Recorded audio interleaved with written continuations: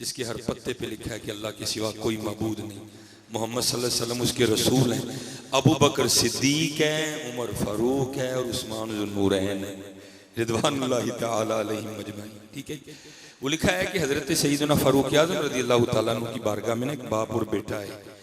आपको पता है बाप और बेटे की शक्ल आपस में मिलती है, किसी की ज्यादा मिलती है, किसी की कम मिलती है, लेकिन लिखा है कि वहां बला की मुशाबहत थी।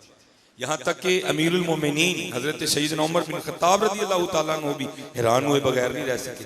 आपने फरमाया मैंने बड़े बाप और बेटा देखे हैं लेकिन इतनी मुशाबहत कभी किसी की नहीं देखी।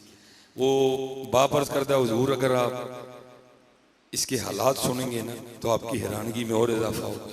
आपने फरमाया सुना। फिर अर्ज करता है हुजूर मैं एक ताजिर हाँ, 6 माह 5 माह 4 माह मैं अपना माल लेके निकल जाता।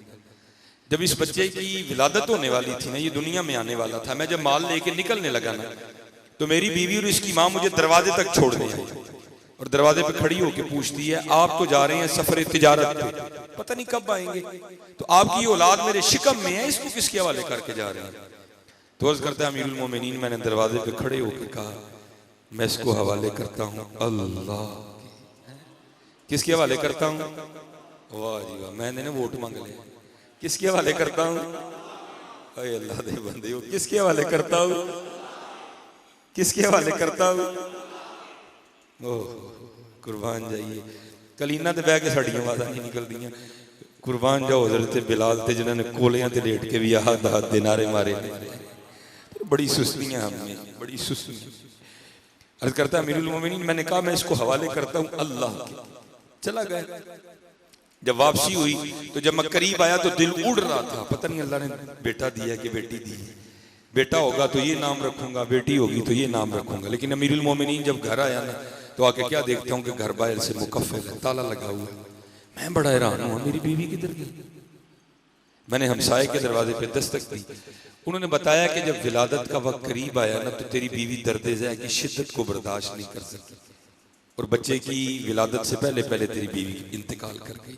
हमने उस पर जनाजा पढ़ा और उसे दफन कर दिया। एक शख्स मेरे साथ गया, कब्र की निशानदेही की, मैंने फातिहा पढ़ी, उसकी बख्शिश व मगफिरत और दर्जात की बुलंदी के लिए दुआ की, वापस आ गया। नमाज ज़ोहर पढ़ी, असर पढ़ी, मगरिब पढ़ी, इशा पढ़ी, आके अपनी चारपाई पे लेटा। दिल बड़ा बेचैन और ऐसे लगा जैसे वो मुझे कब्रिस्तान में खींच रहा है। मेरा जी चाहा मैं फिर कब्रिस्तान जाऊं और अपनी बीवी की कब्र पे खड़े होकर फिर उसके लिए दुआ करूं। आपको पता है हजरत कब्रिस्तान तो दिन के वक्त नहीं को जाता तो रात को, लेकिन खींच रही थी कुदरत।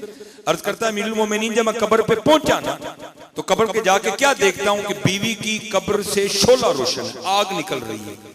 मैं बड़ा हैरान हुआ, ये सोमो सलात की पाबंद थी, बापर्दा खातून थी, हुकूकुल इबाद का हुकूकुल्लाह का लिहाज रखने वाली थी बड़ी, इसकी कब्र में आग क्यों लग गई है? मैंने इरादा किया कि मैं कब्र खोल के देखूंगा। अर्ज करता अमीरुल मोमिनीन मैंने कब्र खोली, सारी मिट्टी निकाली। जब कब्र में उतरा और ईंटें हटा के देखा तो क्या देखता हूं कि मेरी बीवी का मुर्दा वजूद पड़ा है और उसके साथ ये बच्ची खेल रही है, इसके साथ ये बच्चा खेल रहा है। मैं बड़ा हैरान हुआ, ये क्या मामला है? मैंने इस बच्चे को कब्र से निकाला, सीने से लगाया, लेके कब्र से बाहर आया तो गैब से आवाज़ क्या आई, बंदिया तू जान लगे दरवाजे च खलो के आके ऐसे कि मैं अपनी दुनिया चाण वाली औलाद नूं हवाले करके चला वा अल्लाह दे। साडे वाले करके गया है जिंदा देने हैं, बीवी साडे वाले करके जाता वो भी जिंदा ही देनी है। सब अल्लाह